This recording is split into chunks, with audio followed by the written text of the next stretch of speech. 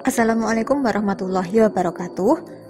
Halo teman-teman, selamat datang di channel aku Catatan Kolekta. Terima kasih udah klik video ini. Di video kali ini aku akan bahas tentang total inventory cost atau total biaya persediaan. Tujuan mempelajari total inventory cost agar perusahaan tahu apa saja biaya-biaya yang terlibat dalam persediaan itu serta berapakah jumlahnya. Kembali aku ulas.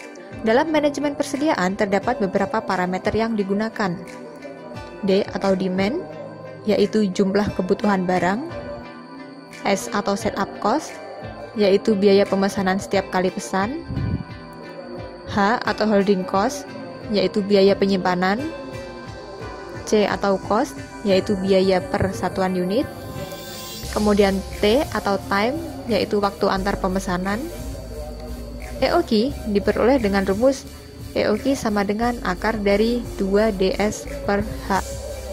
Dalam menentukan total inventory cost, terdiri atas unsur-unsur biaya. Yang pertama, yaitu total biaya pemesanan atau ordering cost atau setup cost. Sebagai catatan, total biaya pemesanan bergantung pada jumlah kebutuhan barang setiap periode atau demand dan jumlah setiap kali pemesanan atau EOQ. Dengan EOQ sama dengan akar dari 2DS per H, maka T sama dengan EOQ dibagi dengan demand, dan frekuensi atau F sama dengan demand dibagi EOQ. Total biaya pemesanan diperoleh dengan mengalikan frekuensi dengan harga setup cost. Total biaya pemesanan sama dengan D dibagi EOQ dikali S. Dari sini kita dapatkan persamaan pertama dalam menentukan total inventory cost. Selanjutnya, total biaya penyimpanan atau holding cost. Sebagai catatan, dalam setiap hari jumlah barang yang disimpan berkurang karena dipakai atau terjual, sehingga lama penyimpanan antar unit barang berbeda-beda. Penyimpanan rata-rata setiap siklus adalah EOQ ditambah 0 dibagi 2 sama dengan EOQ dibagi 2. Total biaya penyimpanan sama dengan EOQ dibagi 2 dikali dengan holding cost sama dengan EOQ dibagi 2 dikali H. Dari sini kita dapatkan persamaan kedua untuk menentukan total inventory cost. Selanjutnya, total biaya pembelian atau purchasing cost. Sebagai catatan, total biaya pembelian adalah jumlah kebutuhan barang selama satu periode atau demand dikali dengan harga per satuan unit atau cost. Total biaya pembelian sama dengan D kali C. Dari sini kita dapatkan persamaan ketiga. Kemudian biaya total persediaan sama dengan total biaya pemesanan ditambah total biaya penyimpanan ditambah total biaya pembelian. Biaya total persediaan sama dengan D dibagi EOQ dikali S ditambah EOQ dibagi 2 dikali H ditambah D kali C. Lalu, terdapat istilah biaya total persediaan inkremental atau TIC, yaitu biaya persediaan yang hanya dihitung berdasarkan total biaya pemesanan dan total biaya penyimpanannya saja. TIC sama dengan demand dibagi EOQ dikali S ditambah EOQ dibagi 2 dikali H. Dari persamaan ini bisa dilakukan penyederhanaan dengan melakukan diferensiasi TIC. TIC sama dengan D dibagi EOQ dikali S ditambah EOQ dibagi 2 dikali H, lalu didiferensiasikan sehingga diperoleh persamaan akhir EOQ sama dengan akar dari 2DS per H. Jika EOQ optimal telah diperoleh, maka T optimal diperoleh dengan persamaan berikut. T0 sama dengan EOQ 0 dibagi D.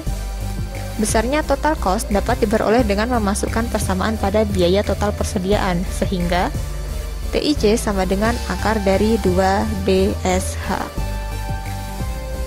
Nah, di sini kita dapatkan persamaan baru bahwa biaya total persediaan inkremental atau TIC sama dengan akar dari 2 DSH. Contoh soal, sebuah perusahaan membutuhkan bahan baku sebanyak 6.400 unit selama 1 tahun dengan harga per unit sebesar Rp1.000.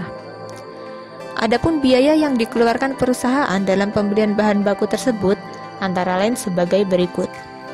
Biaya pengiriman Rp1.000, biaya pengecekan bahan baku yang datang Rp5.000, biaya administrasi Rp3.000, biaya untuk menyelesaikan pesanan Rp3.000, biaya penyimpanan di gudang 20% dari nilai barang, biaya penanaman modal 10% dari nilai barang dalam persediaan.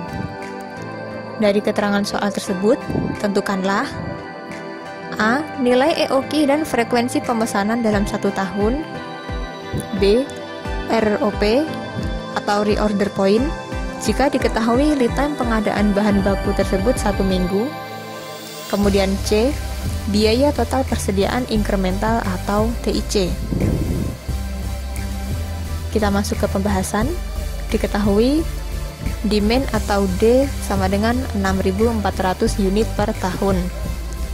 S atau setup cost terdiri atas biaya pengiriman Rp1.000 ditambah biaya pengecekan bahan baku Rp5.000 ditambah biaya administrasi Rp3.000 ditambah biaya untuk menyelesaikan pesanan Rp3.000 sehingga setup cost sama dengan Rp12.000 per sekali pesan.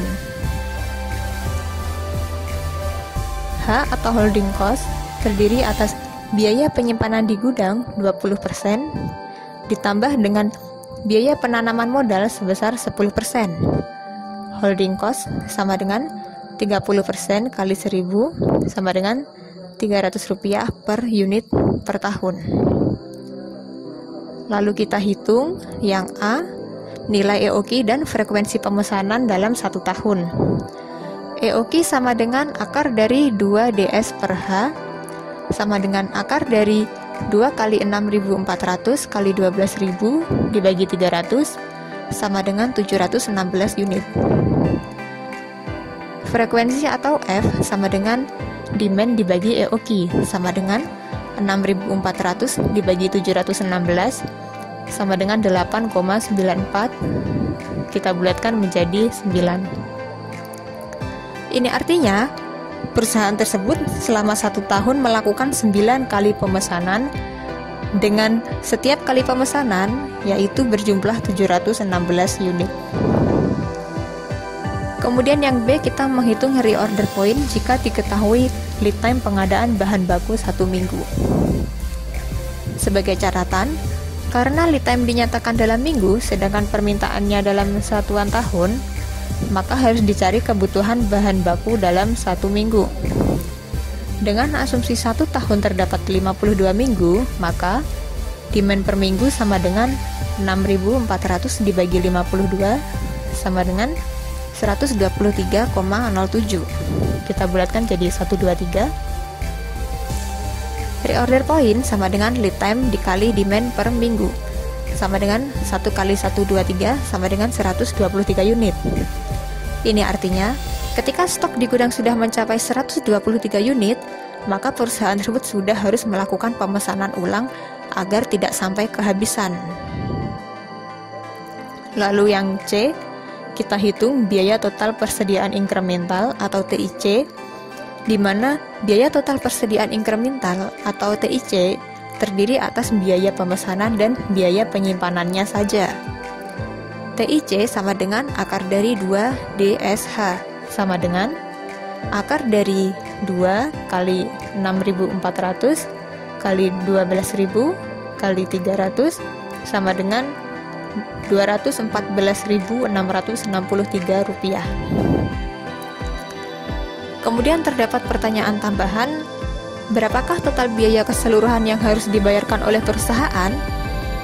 Teman-teman bisa tulis jawabannya di kolom komentar. Atau kalau teman-teman mau kasih saran dari video ini juga bisa ditulis di kolom komentar. Nah, jika teman-teman suka dengan video ini, jangan lupa untuk tekan tombol like dan jangan lupa untuk subscribe agar teman-teman tidak ketinggalan kalau aku upload video yang baru. Terima kasih. Wassalamualaikum warahmatullahi wabarakatuh.